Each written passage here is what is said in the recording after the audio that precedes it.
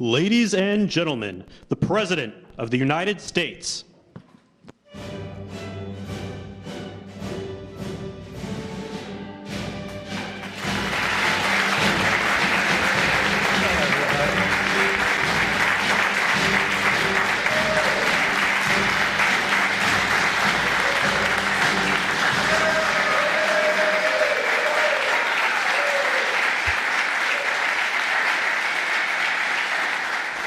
Well, thank you very much. Please sit down.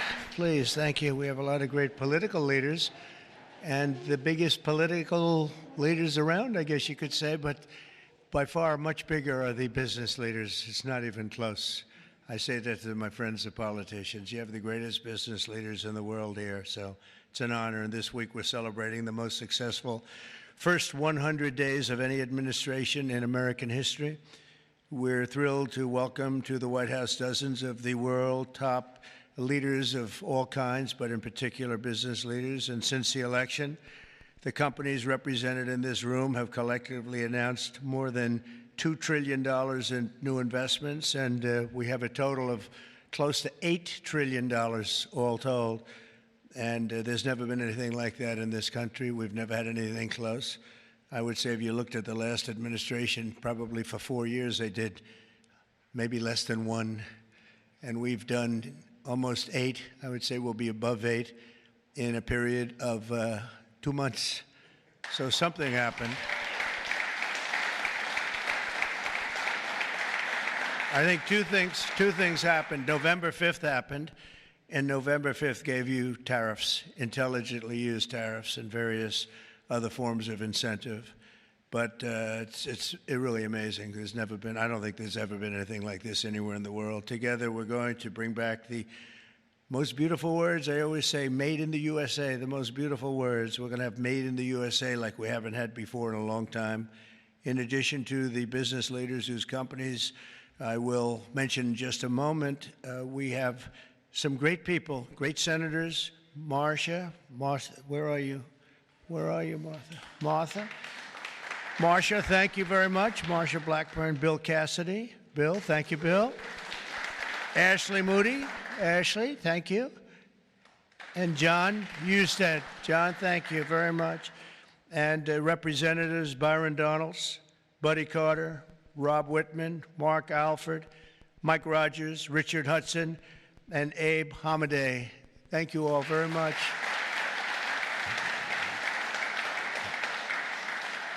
We have Mike Kehoe, governors, Jim Pillen, Kevin Stitt, Mike Dunleavy, along with numerous other members of my cabinet, and I want to thank you all for being here. How come my cabinet has such good locations? You should have given them up to the business leaders. We want their money, you know. They have very good locations. I'm not surprised. 100 days ago this week, we inherited the wreckage of 4 years of economic disaster under the previous administration. It was an economic disaster. It was a disaster at the border like nobody had ever seen before. And you probably see we've closed up the border 99.999%, meaning 3 people got in. 3. As opposed to hundreds of thousands of people coming in on a monthly basis, millions of people actually. There are periods where we had millions and millions of people pouring in on a monthly basis. We had 3 people. They buried companies in crippling regulations, waged war on American energy, pushed massive tax hikes, and gave us the worst inflation in the history of our country.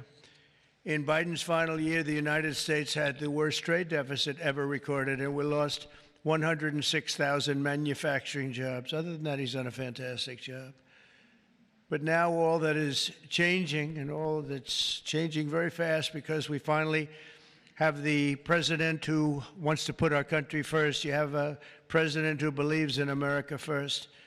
In the first quarter GDP numbers just out today, core GDP, now we're removing distortions from imports, inventories, and government spending, was up plus 3%. But this is Biden's economy because we took over on January 20th. And I think you have to get us a little bit of time to get moving, but this is the Biden economy. But we still had and we've had a lot of things happen since November 5th that helped this economy because it was indicating a strong private sector growth, and it only started after November 5th.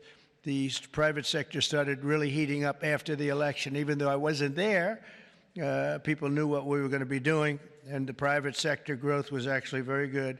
Very importantly, gross domestic investment was up an incredible 22%, which they had never seen before.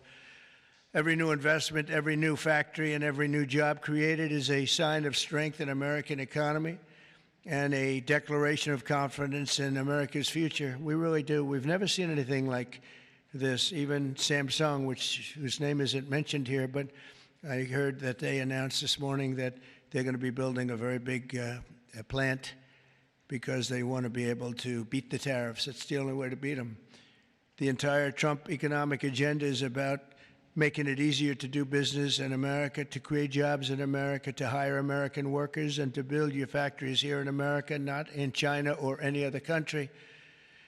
And we're dealing with many, many countries right now, I will say. And I think I can say for Scott and for Howard and for some of the people that are dealing, there are too many to handle. I mean, to be honest with you, I'd love to hire some of the people running these companies. Boy, would you do a good job. I could have Jensen negotiate. He'd blow my people away, wouldn't you? I think even Howard would say that. Howard would say, we'll take them. He'd blow them away. He would make deals. One deal would be the end. That would be it. But we've terminated the Green New scam. It was a scam.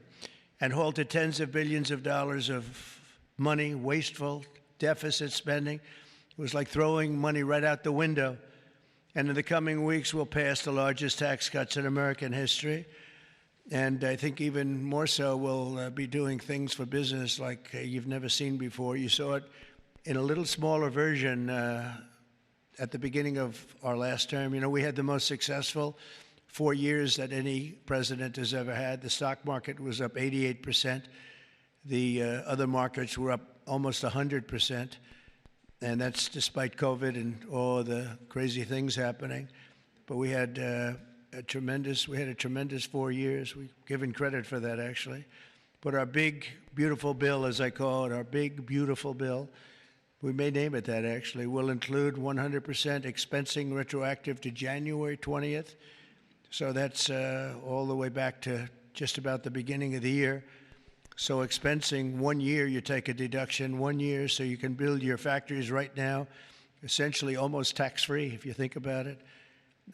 Nobody's ever been given that. And we're going to make that expensing for a 4-year period at a full 100%.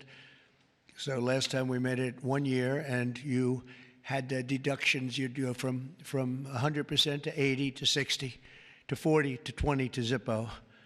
And now what we're going to do is we're going to keep it at that level, and we're going to have it for 4 years. So I believe that was one of the reasons that we had such unbelievable growth. Also, we allowed you to bring money back from outside of the country. It was impossible. You had to have 15 different law firms representing you. It was so complicated. And worse was that the tax rate was 65%. I lowered the rate substantially, but still a lot. You know, we shouldn't take your money just to hold you hostage, right? So we lowered it to a reasonable amount, and we took in trillions of dollars, came back. Apple brought in a tremendous amount of money. A lot of the companies here brought in a lot of money, and the businesses represented today clearly understand that if you build your factory in the United States, your tariff rate is 0, and you have other advantages too, and not the least of which is what I just said, having to do with the bill. Now, we have to get that bill approved, so call your local representative, please, and make sure that we get it approved, because I don't want to talk too early, but we're doing well with the Republican Congress. We have the Senate is doing great, and the House is doing great. John Thune has been spectacular. Mike Johnson Speaker has been spectacular. Marcia, you're in there working very hard and doing well. What do you think? Are we going to get it passed? We have to. Marcia, we don't get it passed, I'm blaming you. We have to. We have to get it passed. We will. I think we will. But I don't think we'll have any Democrat votes. If we don't get it passed, what would happen is your taxes go up 68%. Think of that. And we may not get one vote because they just vote against. It's Trump derangement syndrome, or maybe it's just they hate Republicans, or they hate what we're doing because they've lost their confidence. They've totally lost their confidence. They don't know what the hell is going on. And we are going to get it done. It's probably going to be fully Republican. Fortunately, we have the House, we have the Senate. And we may or may not have a couple of grandstanders. I don't know. But if we do, it would be good if you could work on anybody. I mean, if I were a Democrat, I'd be voting for it 100%.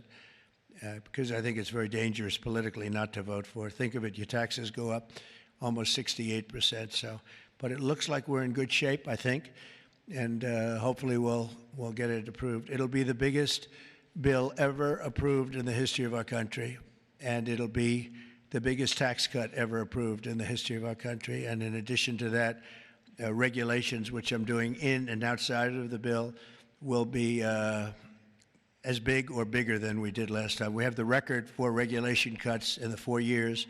We cut 4 times higher than any other president in a 4-year period.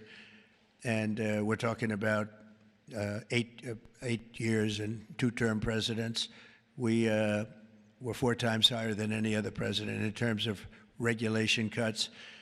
And I went to a friend of mine who happens to be in the room, one of the biggest business leaders. I won't mention him because I don't know, maybe he'll like it, maybe he won't. I said to him, so if you had your choice between the big tax cut last time and the big regulation cuts, which were the biggest, again, the biggest we've ever done, I would have said taxes, but he would have said regulation. I said, which was more important to you?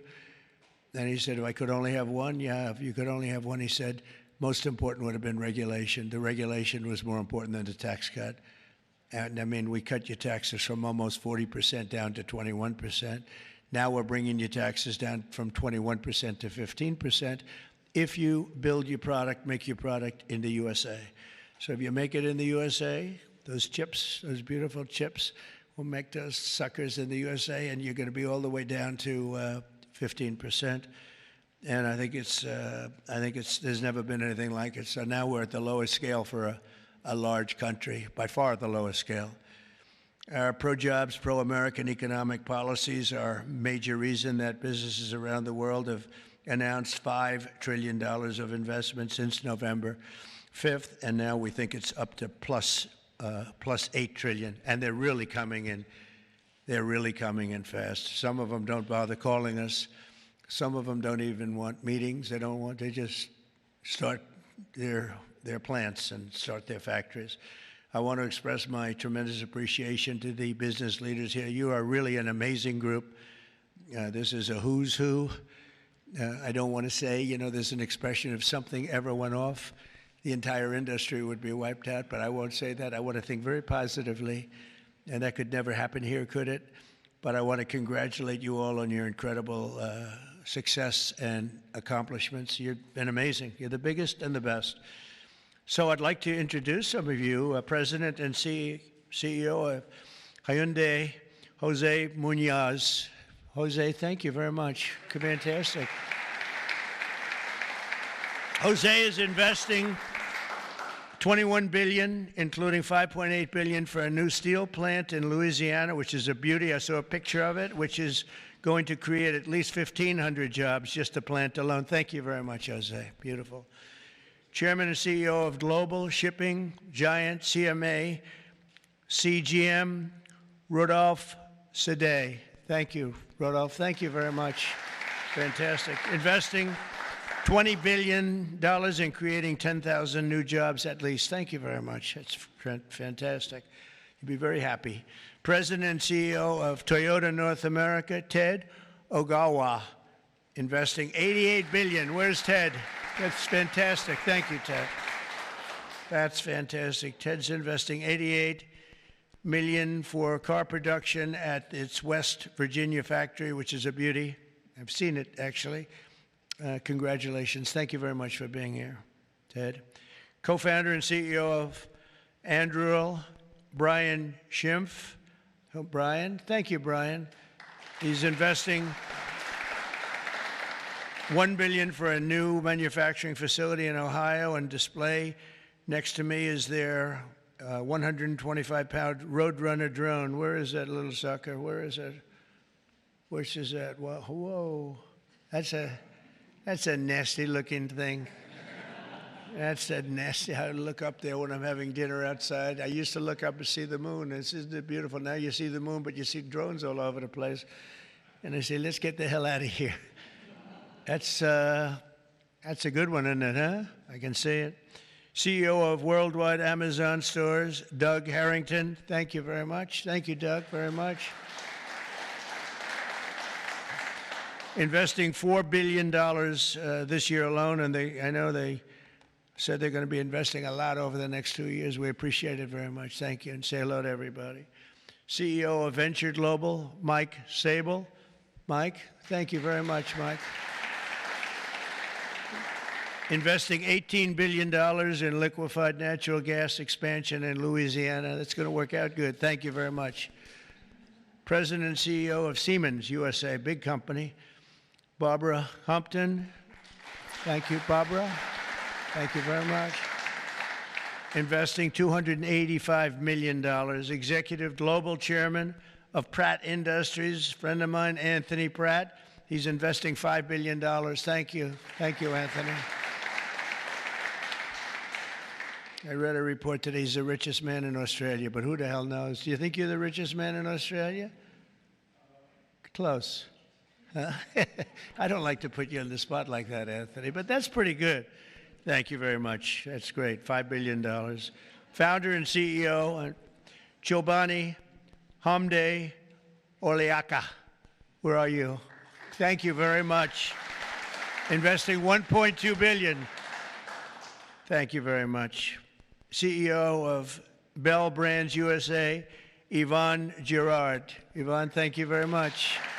Thank you very much. $350 million. President of Schneider Electric North America, Amr Paul. Amr, thank you very much. Investing $700 million for energy infrastructure in its largest investment in its 135-year history. Chairman and CEO of Johnson & Johnson. Oh, I know, I've heard of that company, huh? My hair looks so beautiful because of your product. Joaquin Duato, $55 billion manufacturing plant and research and development and technology. Thank you very much, $55 billion. That's a lot. But you got to catch up with Apple and some of the others. We got to get you to make a little, one of the few companies that could do that, right? Chair and CEO of Eli Lilly, a great guy. Every time I talk to him about drug prices, he sweet talks me. He tells me about the middleman. The middleman keeps telling me about the middleman. By the time I leave the meetings, I was telling my people, I say, gee, he's giving us a great bargain. You know, but David, you have done some job. David Ricks, you have done some job. I'll see you later, too. $27 billion, doubling its manufacturing investment in the U.S., and he's got a very hot topic right now going, don't you? This stuff is doing really well, isn't it? Really hot company.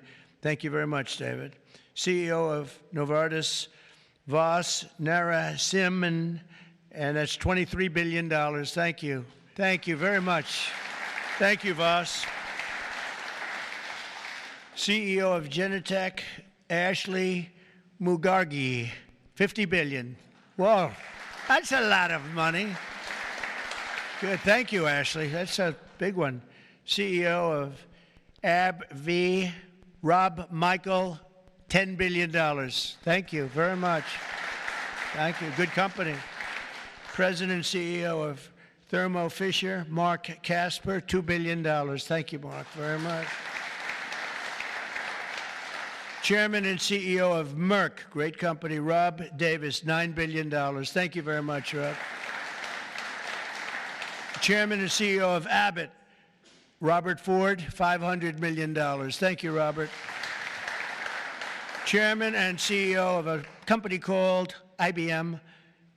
Arvind, where are you? Where are you? Thank you very much. That's fantastic. $150 billion. That's all?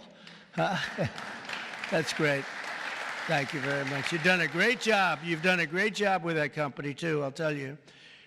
Chairman and CEO of GE Aerospace, Larry Culp. Larry, thank you very much, Larry. And Larry's investing $1 billion in manufacturing across 16 states, and with us as we have the model of their F-110 engine, which I hear is like, I must tell you, I hear it's the hottest engine there is. You got a gold mine over there, Larry, which powers our nation's finest fighter jets and other jets. And your big engine is really something that I hear is beyond anything that has been produced yet. So good luck with it. And Larry, I think we're going to ask you to say a few words, actually. So come on up. Thank you. Thank you. Thank you, Mr. President. It's an honor to be here representing all of my colleagues at GE Aerospace.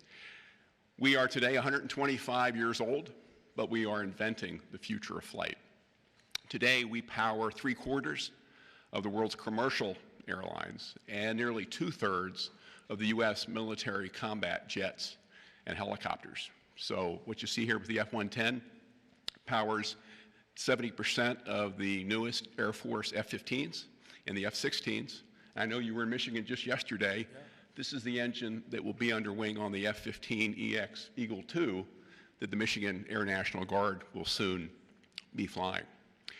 We're excited about what's happening at our company. We're investing $1 billion this year, as the President said, across 16 states, not only in our manufacturing footprint, but with so many of the small and mid-sized businesses that constitute our supply chain.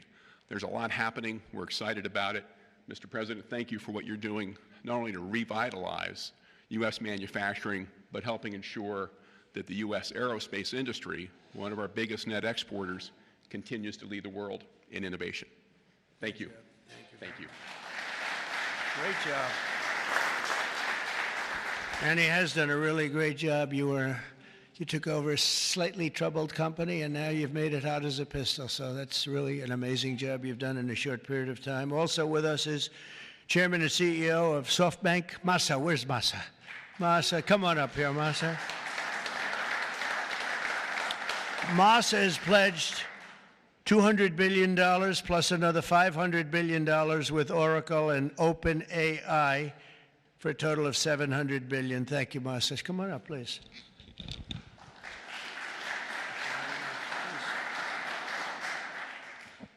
Well, first time of Trump administration, we made an announcement, commitment, $50 billion.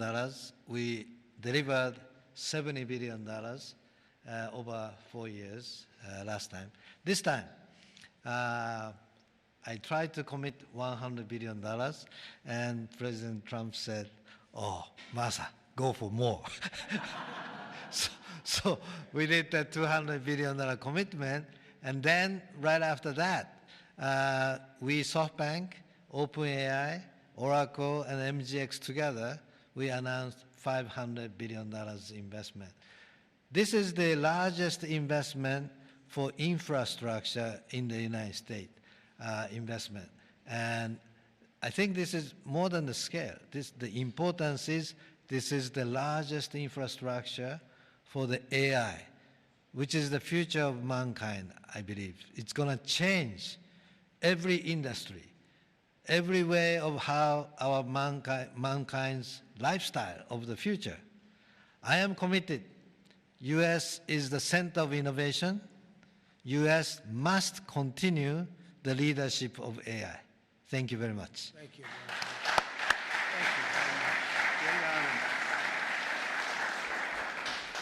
Thank you very much, Masa.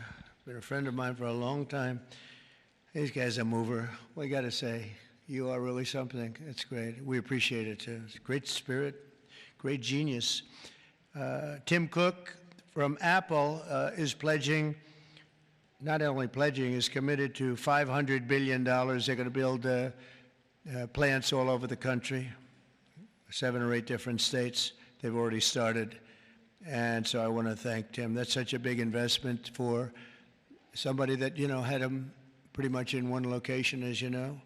Now they're coming into the United States, I believe, because of the spirit and the tariffs and the incentives. So that's Apple for $500 billion. And one of the most brilliant men that you'll ever meet, the man that's done in a short period of time something that is incredible. He's the founder, CEO, and president of Nvidia. Jensen Huang, he's producing up to 500 billion over the next 4 years to manufacture the most powerful AI chips entirely in the USA for the first time ever. Jensen, would you come up and say a few words? This is a smart cookie.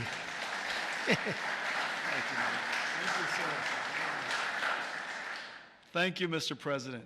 It's a great honor to be here. Nvidia reinvented computing for the first time after 60 years. In fact, Ervin at IBM knows quite well that the computer has largely been the same since the 60s. The IBM System 360 described really quite perfectly the computer that we use today. Central processing units, operating systems, the separation of hardware and software, I/O subsystems, multitasking. All of the words that we use to describe computers today were really invented in 1964, the year after my birth. Well, after all this time, we've reinvented computers again. This is what a processor looks like. It's on the right there. People say it's a GPU. That's one GPU unit, and it's 70 pounds, 60,000 parts, 10,000 watts. In order to manufacture it requires probably a couple of hundred companies in the supply chain. It is so heavy that it requires robotics to do. It's so precise. And just to test a supercomputer requires a supercomputer. And we're going to build NVIDIA's technology, the next generation of that, all here in the United States. Without the president's leadership, his policies, his support, and very importantly, his strong encouragement. And I mean his strong encouragement. Frankly, manufacturing in the United States wouldn't have accelerated to this pace. Manufacturing isn't about low-cost labor anymore. Manufacturing is about technology. And most of the factories that build these systems today are the most advanced factories in the future. And we're going to use artificial intelligence and robotics and omniverse digital twin technology to make it possible for us to create the factories of the future. And we ought to build it. We ought to build it right here. The really amazing thing is that this computer is the engine of a whole new industry. And this new industry is called artificial intelligence. And this new industry is a manufacturing industry in itself. That's a factory machine. Just as several hundred years ago, the dynamo was invented, water would come in and electricity would come out. Now electricity goes into this machine and incredible tokens come out, artificial intelligence. In order for this industry to thrive, we need to build these systems, of course, but we also need a progressive growth and industry-oriented energy policy, which this president has really put his weight behind. I really appreciate that. Without energy, we can't possibly have new growth industries. And we now have the backing of the administration, the backing of President Trump to support the creation of a whole new industry. This industry is going to enable a whole bunch of other industries. What we now call the AI infrastructure is going to revolutionize every industry that we know. All of the many CEOs in the room today are great partners of ours for that reason. We're working on artificial intelligence for many industries, from healthcare to drug discovery to life sciences, financial services, education, so many different industries. And that's going to be possible because we have the fundamental infrastructure here in the United States. And so I want to thank you, sir, for everything that you've done and the strong encouragement and the great policies that make it possible for us. Thank you, sir. Very much. Thanks.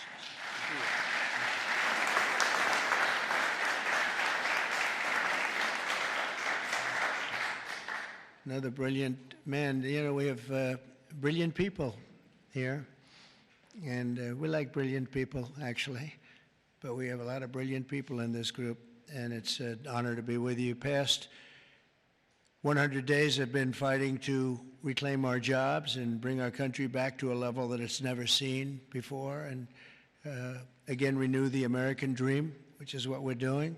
We have tremendous spirit. I don't know if you've heard, but it's become really quite a story. I see Pete's right over here, Secretary of Defense. We have the largest number of new enlistees or people enlisting in the military forces that we've ever had. And if you remember 6 months ago, we couldn't get anybody to sign up. That's a big turn in a very short period of time. And November 5th had a lot to do with that, and our Secretary of Defense and a lot of the people that you see sitting here really had a lot to do with that. There's great spirit. I can say that also with the police forces throughout the country. We're having a hard time filling them up. It's a dangerous job, but now we have waiting lists at almost every place.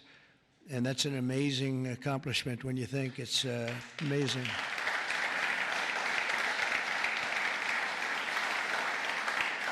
And when I first came here, you remember just 3 months ago, I came in and they started screaming. The fake news was screaming. They were going crazy about eggs. I don't know about eggs. What's with eggs? Tell me.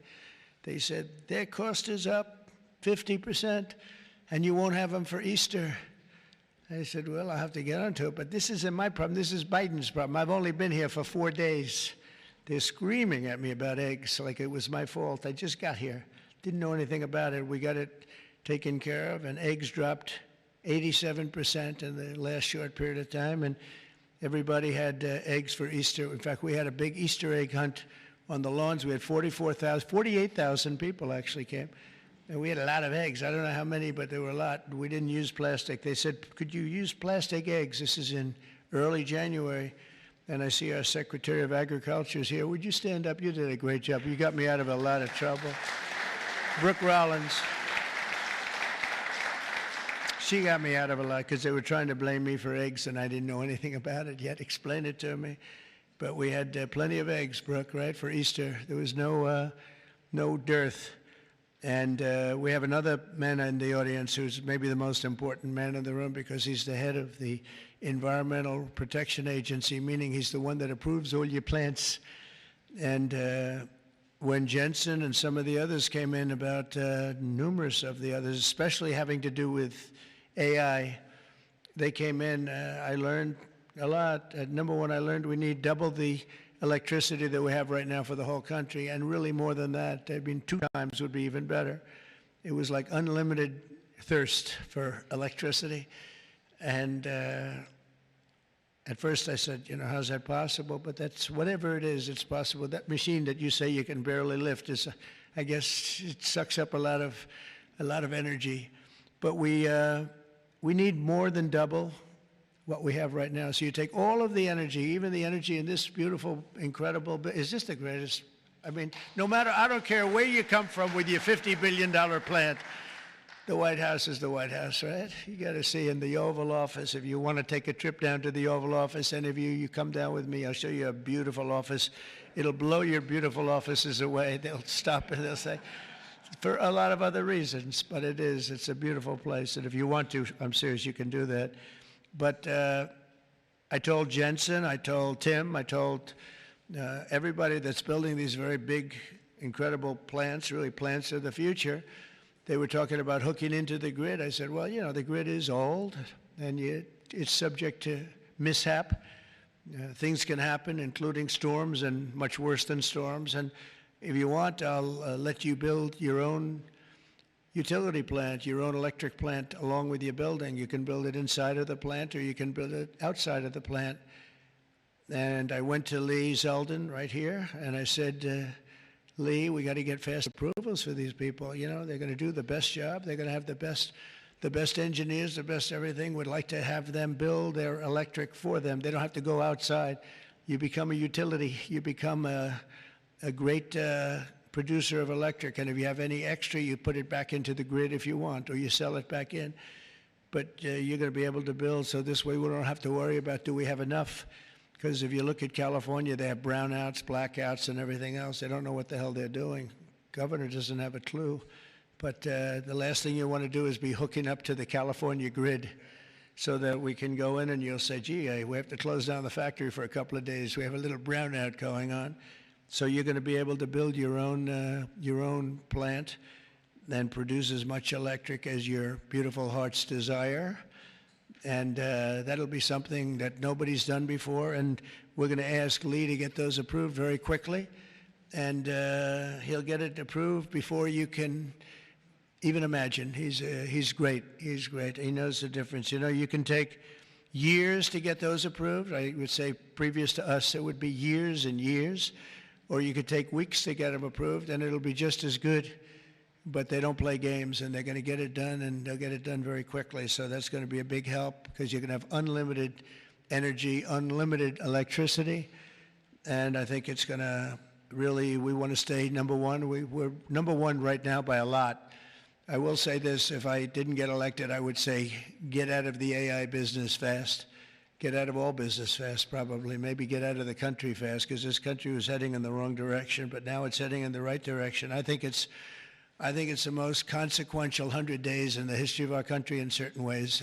We had an editorial from a group that normally wouldn't give good editorials to people like me. And they said he's the most consequential president because of what he's doing with all of these policies that you're reading about, long beyond the electricity and the plants, having to do with many other things like secure borders and all of the many, many things I could go down and name them.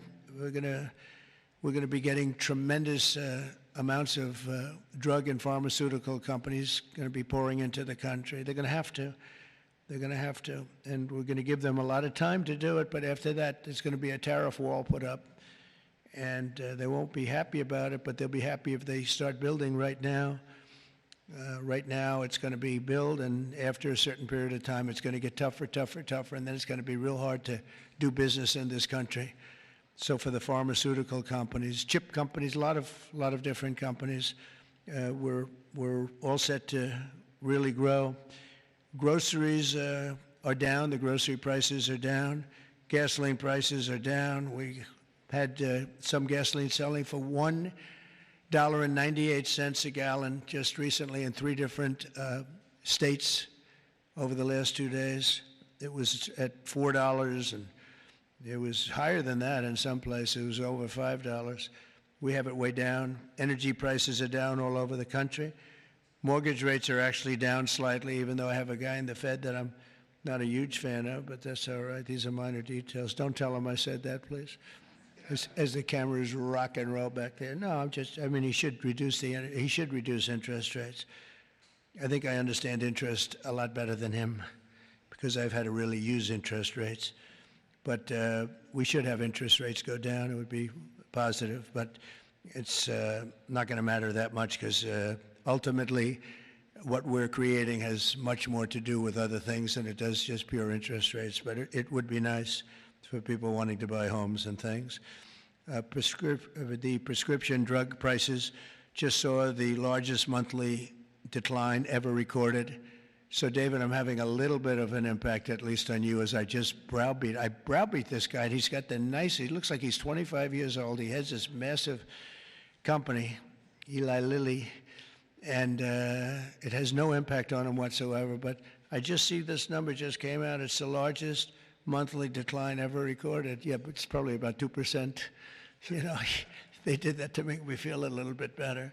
But I appreciate it. We have achieved the lowest number of illegal border crossings in U.S. history, and we're at a level that nobody thought we could get to in 2 years, let alone a couple of months. And I think Kristi Noem is here someplace. Where is Kristi? She's here. Stand up, Kristi.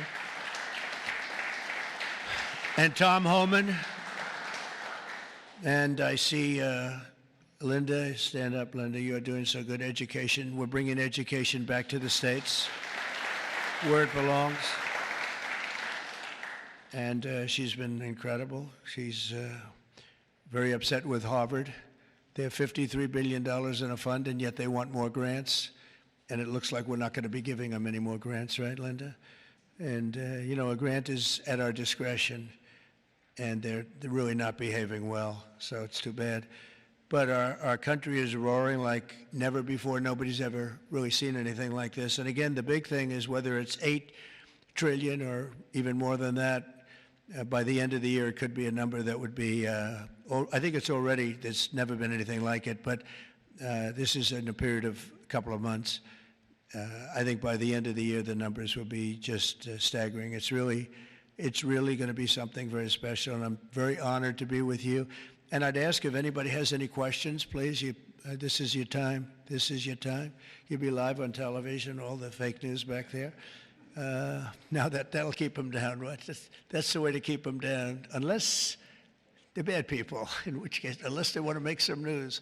Would anybody have any questions? Anybody? Business leaders? You want to know anything about depreciation? No? I love it. We've done such a good job, we don't have to take. Howard, would you like to say a couple of words, please?